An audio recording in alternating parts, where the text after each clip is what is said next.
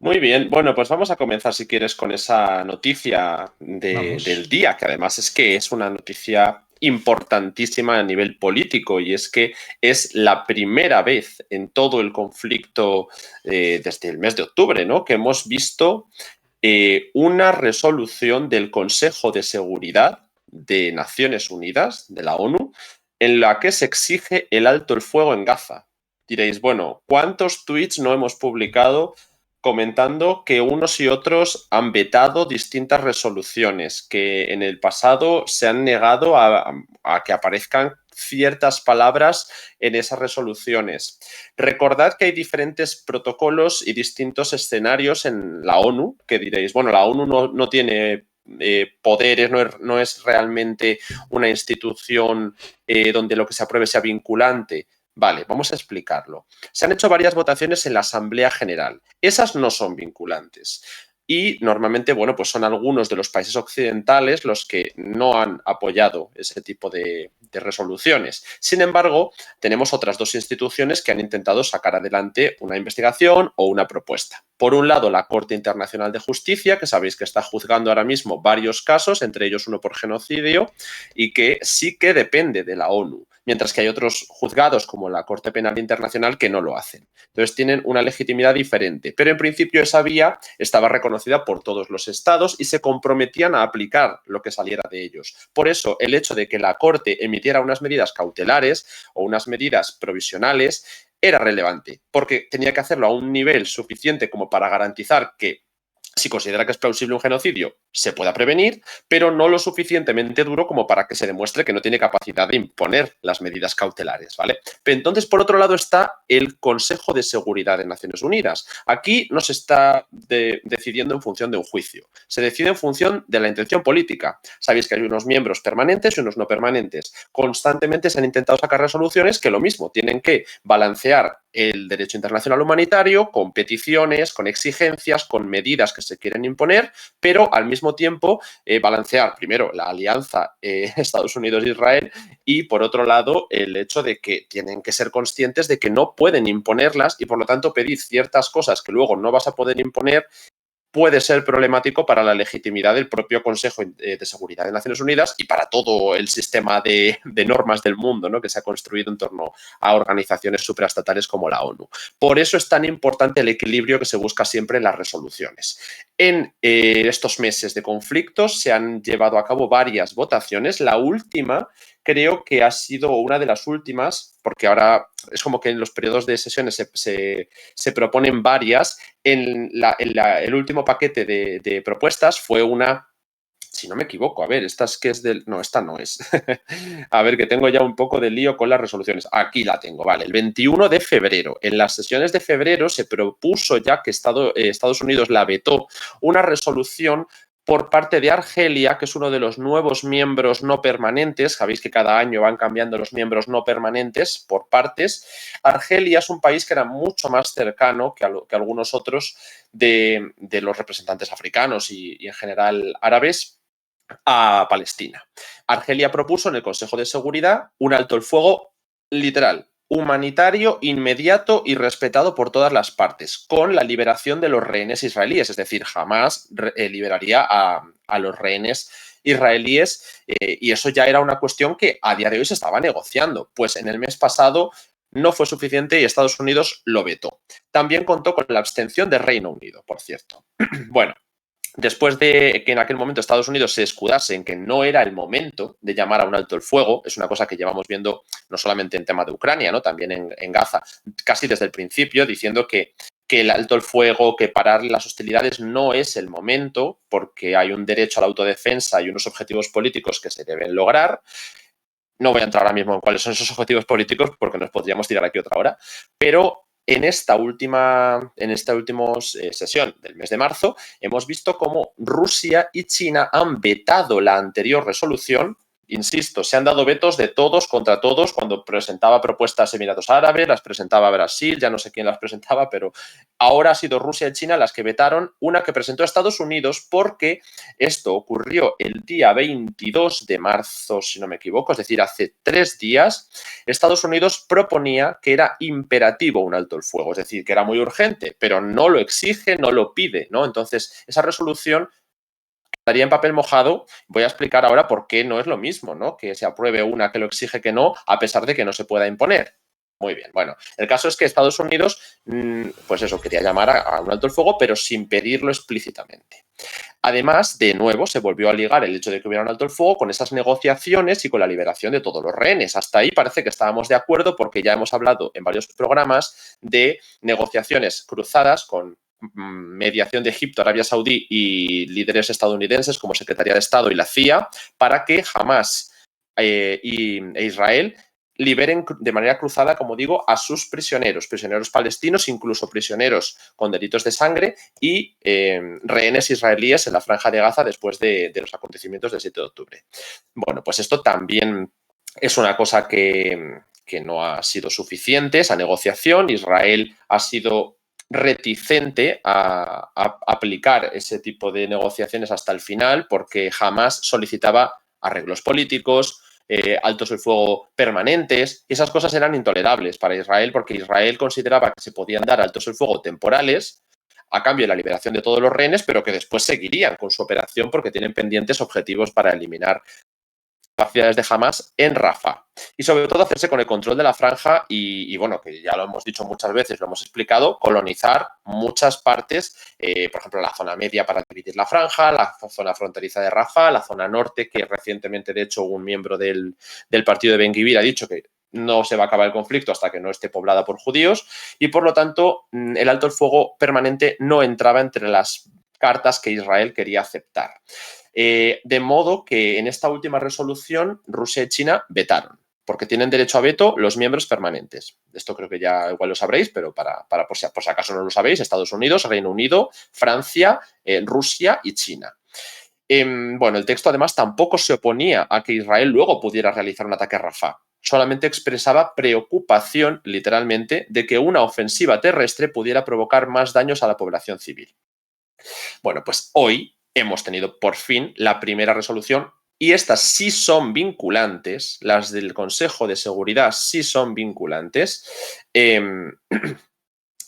para exigir, es decir, ya se hace una petición activa, no es solo preocupación o urgencia, sino se exige un alto el fuego inmediato durante el mes de Ramadán. De nuevo, estamos hablando ya de un alto el fuego temporal, pero se exige. No significa que Israel lo vaya a aplicar, ahora voy a explicarlo, ¿vale? Pero se supone que lo que pide Estados Unidos, en este caso se ha abstenido, pero está tolerando que esta resolución salga adelante a través del Consejo de Seguridad, es que sea respetado por todas las partes, que conduzca a un alto el fuego duradero y sostenible. Eso es lo importante, que durante ese alto el fuego temporal se pueda negociar o se conduzca hacia un alto el fuego duradero, y también exige la liberación inmediata e incondicional de todos los rehenes, que es una cosa que ya os comenté que estaba en plenas negociaciones.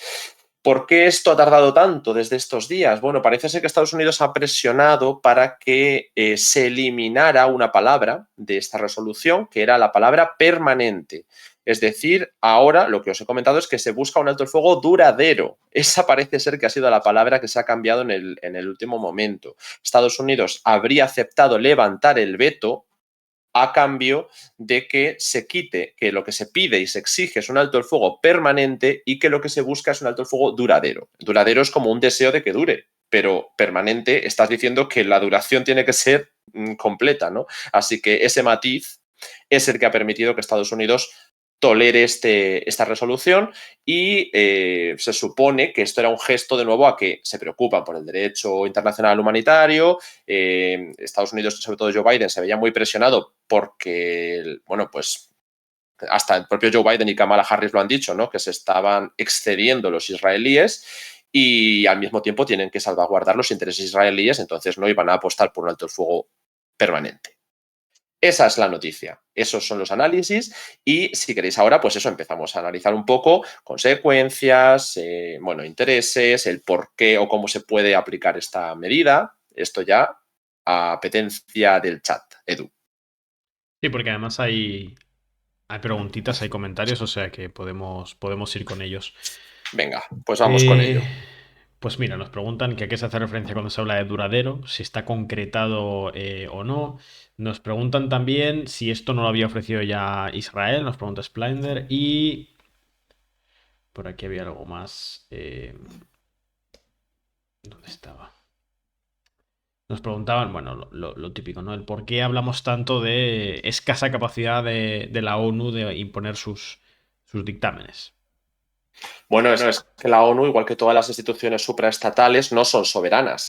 Tú Claro. cedes parte de tu soberanía o te comprometes a ceder parte de esas competencias o acatar medidas que deriven de esas instituciones, pero eso pasa incluso en instituciones mucho más cohesionadas técnicamente como la Unión Europea, que se ha cedido competencias reales a esa institución y aún así, si un Estado no lo quiere aplicar, lo que le puedes hacer es multarle o lo que le puedes hacer es sancionar de alguna manera, pero es el Estado el que sigue siendo el soberano en el mundo, y más en la ONU, que encima su única capacidad, y aquí es lo que quería matizar antes, ¿no?, de imponerlo es con fuerzas sobre el terreno. Pero aquí estaba ese debate de que, bueno, en Israel se considera que esto no es vinculante porque no afecta a esos artículos que obligan o que permiten el desplegar fuerzas, entiendo, fuerzas de paz o contingentes de la ONU en el terreno, y que eso haría que fuera, pues,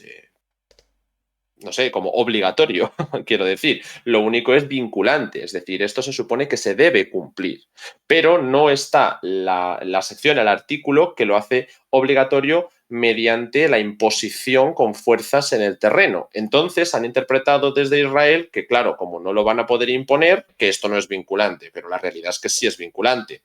¿Por qué va a afectar o no va a afectar? Si al final Israel no lo va a aplicar, a no ser que haya una negociación bilateral con Hamas a través de Qatar o de quien corresponda. Porque esto es un mensaje político de gran calado. Y ya no solamente estamos hablando de Joe Biden, es que hemos visto hasta Donald Trump diciendo que Israel tiene que tener cuidado con lo que está haciendo porque puede verse aislado. Por supuesto, entonces lo que estamos viendo es un signo político, como muchos de los que se han hecho con Rusia, ¿no? De decir que se está aislando, de que, bueno, de que puede tener unas consecuencias en la pérdida de socios, en la pérdida de apoyos, y eso va a ser lo importante de aquí en adelante. Sobre todo si consigue, si se rompe la relación tan estratégica que hay entre Israel y Estados Unidos, o al menos se agrieta. Esto va a ser importante, ya que a Israel no le ha hecho ninguna gracia que Estados Unidos haya tolerado esta resolución. Y ya empiezan a agrietarse de nuevo las relaciones, como hace unas semanas os explicamos, pero hoy traemos estas novedades. Vale, vamos a ver alguna que otra pregunta más, pero una muy rápida que nos dejaban por aquí por el chat es, bueno, si ya tenemos reacciones de Israel a ese respecto y qué podemos esperar en el corto plazo en tanto la reacción de Israel. Y nos preguntaban también, mira, nos dice Juan por el tema de las reacciones diplomáticas, porque dice, ¿algún país se ha comprometido a cortar lazos con Israel si incumple? ¿Un tipo de boicot comercial o alguna otra medida de presión? No, ningún país se ha comprometido a que si no se cumplen ni las medidas cautelares de la Corte Internacional de Justicia ni la resolución del Consejo de Seguridad vaya a haber consecuencias. Acaba de aprobarse, pero dudo mucho que ningún país lo vaya a condicionar.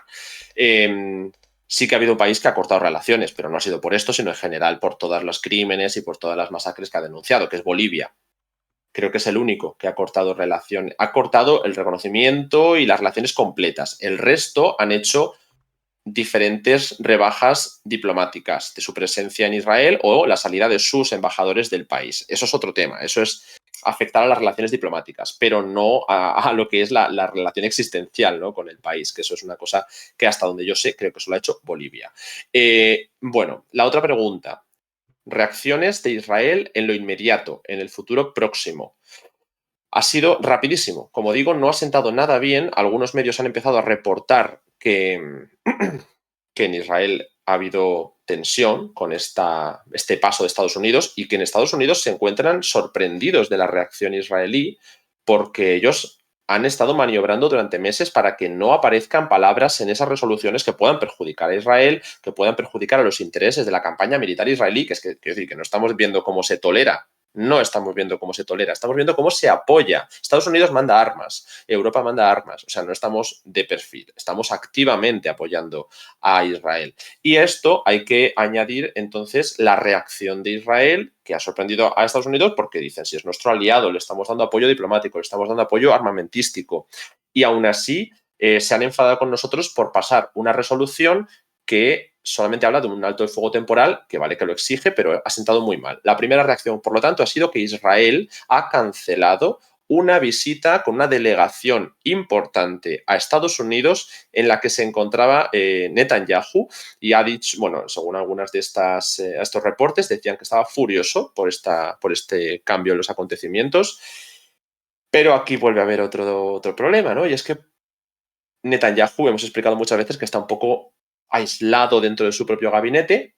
Su ministro su ministro de Defensa, Yoav Gallant, ya estaba en una visita a Estados Unidos, se ha reunido con Secretaría de Estado y con algunos miembros importantes del gabinete, y por lo tanto la delegación que se ha cancelado es la de Netanyahu. También iba a haber alguna de Benny Gantz, pero el tema es que ahora mismo se ha cancelado la visita. Esa es la reacción más inmediata que hemos visto. Además, hay algunos reportes, creo que es de Reuters, diciendo que el cambio en la posición de Estados Unidos daña el esfuerzo de guerra y el esfuerzo para liberar a los rehenes. De nuevo, vuelven a que el objetivo de la campaña en Gaza es liberar rehenes, cuando hemos visto cómo hasta se han llegado a asesinar a rehenes que habían sido liberados, ¿no? O que se han atacado indiscriminadamente y no se ha podido salvar a todos los rehenes en el proceso. Esta es la primera reacción. Además, cabe señalar que Netanyahu había estrechado lazos con algunos sectores republicanos que querían, igual que se ha hecho con Zelensky, mostrarle como una persona que daba un discurso importante en Estados Unidos durante su visita. Y bueno, pues al final ni demócratas ni republicanos no va a haber tal delegación por el momento. Bueno, seguimos, Alex, si te parece, con preguntas, que es que tenemos unas cuantas, ¿eh? Nos Venga, preguntaban, va. por ejemplo, bueno, lo que has estado comentando de Bolivia y otros estados también, tanto antes incluso de la escalada. Nos preguntan, por ejemplo... Bueno, de nuevo, si compromete a los países de la ONU, que ya sabemos que no, por lo que hemos dicho, que no es una entidad soberana como tal. Así es. ¿Por qué el Consejo de Seguridad de la ONU no hace un alto el fuego también con Ucrania y Rusia? A ver, no están haciendo un alto el fuego. Están pidiendo un alto el fuego, pues además son situaciones verdaderamente distintas. Al no Sí, poder pero explicar la mejor, pero... clave evidente aquí, y es una cosa de la que se ha quejado todo el mundo en Occidente, es que Rusia tiene poder de veto. O sea, ese es el motivo claro, pero vamos, es evidente. ¿Cómo va a haber una resolución de Naciones Unidas del Consejo de Seguridad condenando o pidiendo o exigiendo un alto el fuego en Ucrania cuando Rusia tiene poder de veto? Pero Israel, pues no tiene ahora mismo ni poder de veto ni asiento en el Consejo de Seguridad. Entonces, eran Estados Unidos y Reino Unido los que normalmente bateaban por los intereses israelíes. Preguntan también... Es que claro, todas las preguntas van un poquito en la misma dirección, ¿no? Pero bueno, por salirnos un poco, nos preguntaban que qué países europeos estarían ahora mismo comerciando armas con los actores en Gaza, en particular con Israel. Pues yo no tengo los datos, pero vamos, que armas a Israel se le han vendido de manera extensa, ¿eh? No te sé decir los países que son, la verdad, porque ahora mismo no los tengo. Pero sí, me suena que España o Alemania, incluso Reino Unido, todos estos países han vendido armas. No lo tengo el dato, lo siento. Claro, dicen que efectivamente, tal como dice Manu, que Israel, pues bueno, es bastante asidua en lo que tiene que ver con incumplir resoluciones de las Naciones Unidas. No es una cuestión que nos pille por sorpresa en absoluto, ¿no? En términos de Ya, noticia. pero hablamos de la Asamblea General. Ahora Claro, estamos el hablando del Consejo de Consejo de Seguridad. Seguridad. O sea, lo importante de lo de hoy no es que haya habido una votación en la ONU, es que es la primera vez en Claro. el conflicto que el Consejo de Seguridad exige un alto el fuego. El Consejo de Seguridad sí es vinculante. Lo único que vale, les falta aprobar una fuerza de paz que imponga eso sobre el terreno. Eso yo creo que es evidente que no se va a aprobar. Pero eso no significa que no sea vinculante. Tiene un valor político.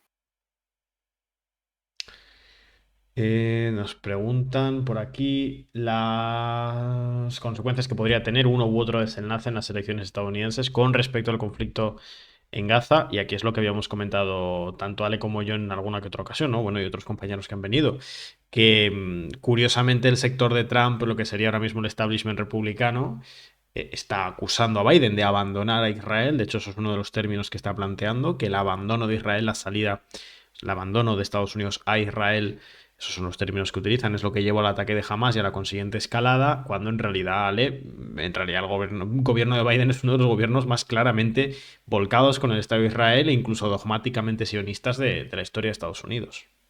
Justo hemos visto algún sector republicano diciendo o hablando de Biden como como ha dicho, antisionista. Y digo, bueno, pero si es que Biden, como ya hemos explicado varias veces, es el más sionista de los presidentes demócratas, probablemente. No sé, está en ese balance de tener que preocuparse por, bueno, según ellos defienden, el liberal internacionalismo, ¿no? De intervenir para proteger los valores de los derechos humanos y la democracia por el mundo, pero claro, al mismo tiempo Israel es su aliado y se supone que era un régimen democrático que ellos consideraban, por lo tanto, referente en la región. Pero al mismo tiempo, bueno, pues es que la relación con Irán está agrietada totalmente después de que Biden, que tenía entre sus prioridades de primer, segundo año retomar las negociaciones nucleares, fracasara.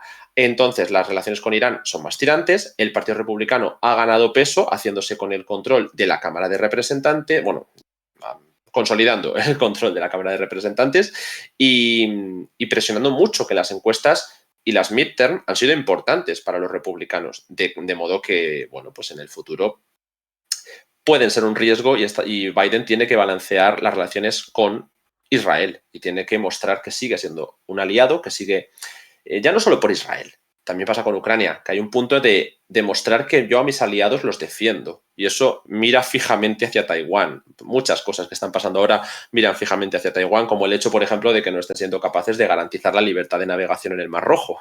El hecho de que los hutíes estén consiguiendo esto también es una muestra de que pues China también podría hacerlo.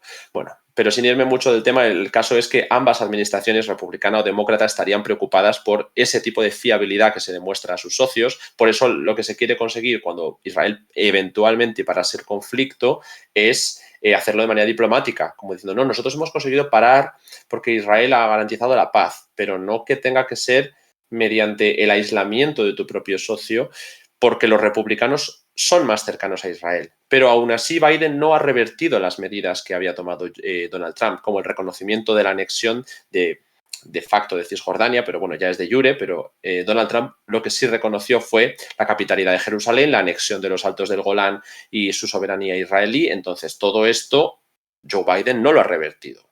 ¿Cambiarían las cosas con un republicano? Pues sí. Pero también es verdad que Donald Trump está dando ahora unas declaraciones que hacen ver que también da advertencias a Israel de que tengan cuidado con las consecuencias a nivel diplomático internacional, pero no deja de ser un sector más vinculado a Israel, claro. Sí, de hecho aquí ya lo hemos comentado que donde tendría incluso un peso mayor a la luz de las declaraciones es en Ucrania. Ese escenario sí que se podría haber afectado en caso de una victoria de Trump, así como el escenario de Asia-Pacífico. Esos dos, mientras que el escenario israelí, pues es que, claro, es que Trump a veces es tan ambivalente. Hay tanta diferencia en lo que dice un día y lo que dice 2 semanas después a veces que bueno, pero lo positivo con Trump o lo que nos facilita también el trabajo es que ya le hemos visto gobernar. Sabemos cómo se ha relacionado con actores como Israel, siendo presidente, no tanto en Sí, pero de campaña. nuevo, ya hemos hablado muchas veces de cómo iba a ser su relación con Putin o con Kim Jong-un y luego cómo se tornó durante su Sí, presidencia. Entonces, ahora se supone que con Ucrania y con Israel tenemos unas ideas que cuando llegue a la presidencia, si llega, pueden volver a cambiar. Yo creo que no tanto con respecto a Israel, pero ojo, es que esto hay que verlo. sí, sí. De hecho, bueno, hasta hace un rato estaba escuchando justamente un podcast que hablaba de la cumbre de Hanoi, Estados Unidos o Trump, Kim Jong-un, y cómo los propios movimientos, ¿no? Desde la presidencia de Trump eran en cierta manera caóticos. Es como que durante el gobierno de Trump, por ejemplo, el escenario coreano alcanzó pues, uno de sus picos más bajos y uno de sus picos más altos en términos de diplomacia. Así que sí que es cierto que lo que plantea de Israel pareciera ser una profundización de las dinámicas, pero a veces es complicado estar seguro de eso. Em, Vamos a ver, pues mira, nos preguntan por el peso que puede tener los sectores pro-israelíes o incluso el lobby en Rusia. Bueno, en Rusia es importante la relación con los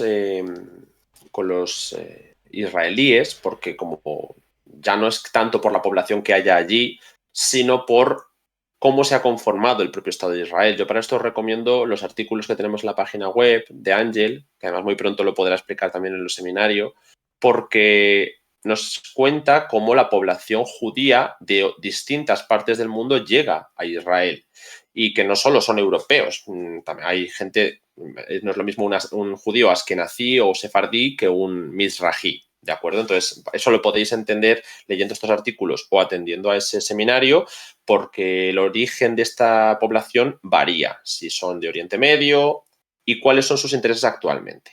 Bueno, pues una proporción importante también tienen origen ruso. Mejor dicho, origen soviético, porque precisamente uno de los sectores vinculados a ese primer sionismo más laborista o no tan vinculado al Estado-nación judío, sino un poco más secular, de alguna manera, estoy mucho que matizar aquí, pero bueno, surgía también en esos orígenes, y lo que ha quedado ahora mismo, que ha derivado tanto, ¿no?, la línea política israelí, es en un partido y en sectores políticos propios vinculados a los judíos israelíes de origen ruso, incluyendo uno de los líderes principales de la oposición, que es Lieberman, que al mismo tiempo le vemos diciendo que habría que lanzar una invasión sobre el Líbano, pero que Netanyahu da una visión, bueno, pues antidemocrática y que habría que quitarle como primer ministro para colocar a otro que pudiera llevar a cabo estas medidas. O sea que al final me da igual si se quiere hacer un lavado del primer ministro o no, los intereses de fondo a veces son los mismos.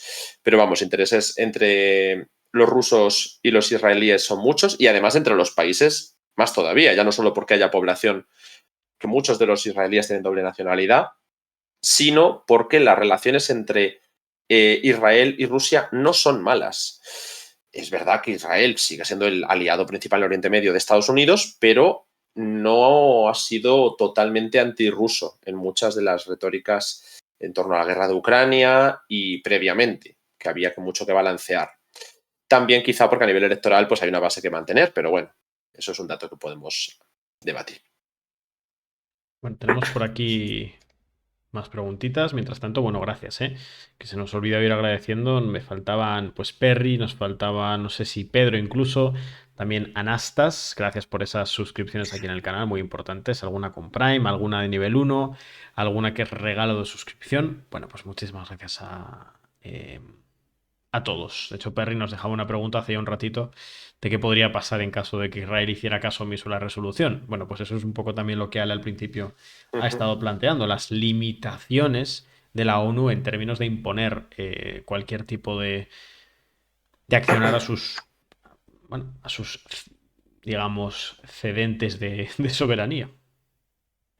Sí, así es. Y nos... Hay alguna cosita más también relacionada con eso, y es que como no puedes obligar a Israel a aplicarlo, o sea, esto es otra vez igual lo que hemos dicho muchas veces. El que tiene capacidad de presión a nivel de Estado es el que va a poder influir. Esto a nivel de Ucrania y a nivel de Israel, Estados Unidos es el actor que puede presionar a Israel a actuar. Si Estados Unidos dijera, me planto, se va a hacer esto, tanto con Ucrania como con Israel, podríamos llevarnos una sorpresa, porque veríamos que de verdad es Estados Unidos el que tiene influencia y no tanto Francia o Alemania, y que por otro lado no son títeres. Israel hará esto con o sin Estados Unidos, y eso lo han dicho. Entonces, habrá una división política de algunos sectores que digan, no podemos hacer esto sin Estados Unidos porque sería una guerra regional en la cual nos vendría todo el eje de la resistencia, nos vendría Irán, pero no contamos con Estados Unidos. hay alguno que dirá, bueno, es que es el órdago que tienen que lanzarse porque Estados Unidos tampoco se puede permitir, aunque tenga problemas con Israel, que Irán se haga con el control de Oriente Medio, a nivel de influencia o a nivel de lo que quieras. Entonces, como que se confía en que Estados Unidos se verá obligado a apoyar a Israel hasta el final. Esa es un poco la línea que se puede seguir, pero por otro lado está la línea de algunos que en la política israelí, como digo, proponen ir hasta el final con o sin Estados Unidos. O sea, están esas tres vertientes. Así que el hecho de que se le pueda imponer a Israel es complicado, la verdad. Es muy complicado. Tenemos también una declaración del Consejo de Derechos Humanos de Naciones Unidas, lo cual también es relevante. El Consejo de Derechos Humanos de Naciones Unidas no está vinculado en este caso a estas instituciones que hemos explicado, es un consejo que va aparte, un comité. El Comité de Derechos Humanos ha dicho también hoy, si no me equivoco, a ver que lo tengo por aquí, porque esto hay que decirlo literal, han hablado de genocidio y cómo hay motivos razonables para creer que se ha alcanzado el umbral del genocidio contra los palestinos en Gaza. De nuevo, un nuevo gesto político que se está llevando a cabo desde instituciones como la ONU. Por mucho que no se puedan imponer, el hecho de que ya no estemos hablando de juzgarlo, sino de que como digo, el Comité de Derechos Humanos vea que se está alcanzando el umbral como para considerar que esto es un genocidio sin juicio, es que son cada vez más y más instituciones, incluso de la ONU, que quiero decir que no es partidista de un país que sea dependiente completamente de Irán, no, de la ONU, ¿no? Que están reconocidos por sus Estados miembros, en este caso los que formen parte del comité, que se van renovando también, como el Consejo de Seguridad. Y bueno, que la resolución que ha salido del Consejo de Seguridad la han presentado todos los países no permanentes, que no es una resolución que haya sido presentada también por una parte como Rusia o China. Y aquí tenemos una serie de países no permanentes, como ahora mismo son Guyana, Japón, Ecuador, Malta, Mozambique, Gabón, Corea del Sur, Eslovenia, Suiza y Argelia. Si no me equivoco, son estos los países que ahora mismo son miembros no permanentes del Consejo de Seguridad. O sea que veamos que las dos instituciones están dando pasos y que esto pues a Israel le ha sentado fatal. Vale, y vamos con alguna última pregunta, si te parece, antes de pasar al siguiente bloque, Ale. Nos preguntan... Pues mira, si se pueden reducir los envíos de armas a Israel, nos pregunta Juan, que cuáles podrían ser las posibilidades de guerra dentro de la Unión Europea, que esto sería más para un próximo directo sobre Ucrania. ¿Qué más? Vamos a ver. Voy leyendo alguna más por aquí. Mientras tanto, recordad que ahora en un ratito seguimos, ¿eh? Vamos a seguir aquí con el directo. Tenemos que hablar de Venezuela, país, ya sabéis, importante en la región, que puede estar a las puertas de una nueva, la enésima crisis política en Venezuela. Os comentaremos ahora en un ratito por qué. Importante que nos quedemos aquí. Vamos a ver. Perdona, ¿me puedes repetir la pregunta? No, estaba todavía mirando por aquí, pero bueno, siguen preguntándonos por el tema de los envíos de armas a Israel. Mira, aquí podría haber aún.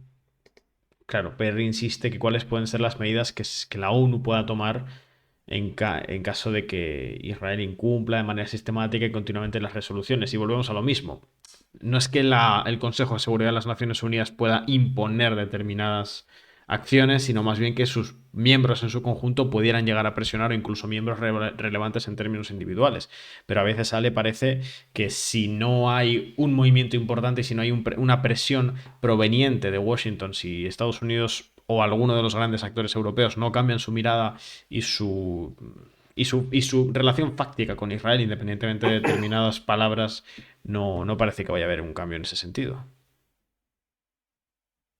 No, ahora mismo la verdad es que los países en su relación con Israel, bueno, has hablado de lo del vender armas, dejar de armas, de cambiar la relación con ellos, no es algo que ahora mismo se esté contemplando, la verdad. Hay algunos que sí que han dicho de aplicar sanciones, hemos visto el caso de Irlanda, algunos que intentan que no sea una vinculación tan fuerte en la Unión Europea, partes de Estados Unidos, pero el mundo tiene unas normas, pero se aplican, ya lo hemos explicado muchas veces, con más vehemencia en algunos casos que en otros. Entonces, aquí los países no están mostrando señales de querer cambiar eso.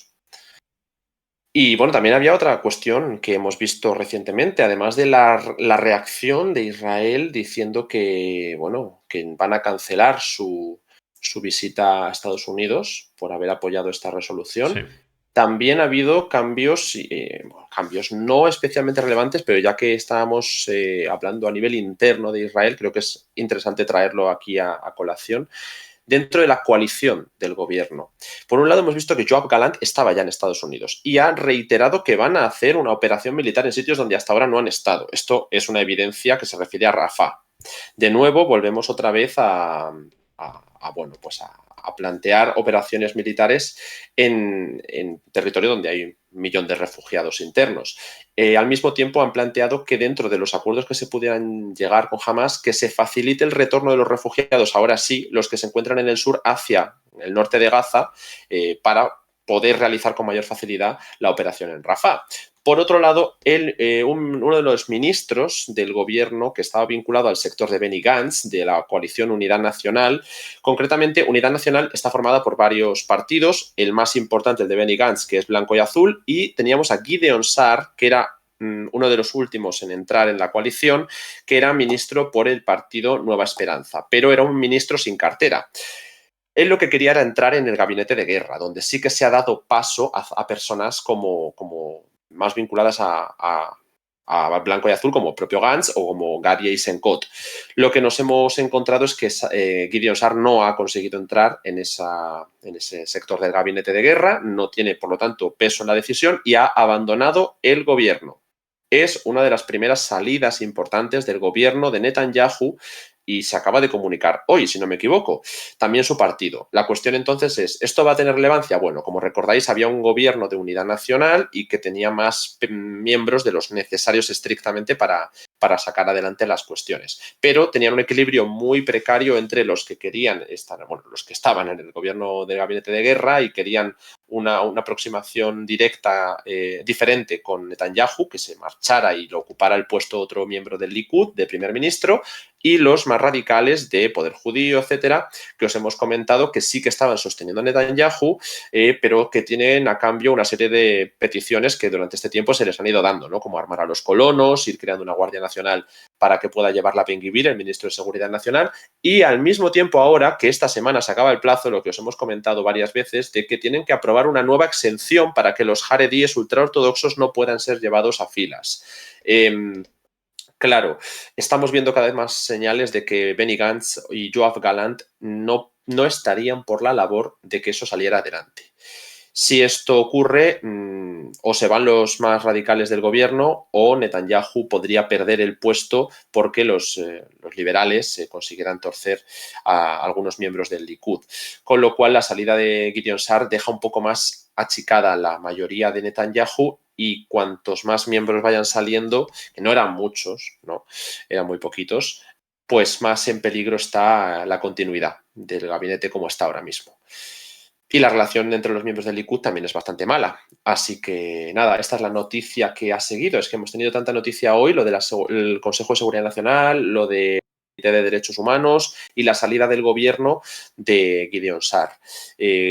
Bueno, vamos a seguir con atención lo que ocurre con el tema de los jaredíes porque o se saca una exención adelante que no dan los números, ¿no? Contando con los socios de Netanyahu, más bien del Likud que de Netanyahu, o van a tener que acudir a filas los ultraortodoxos y eso va a romper la relación con los más radicales. Esas son las noticias.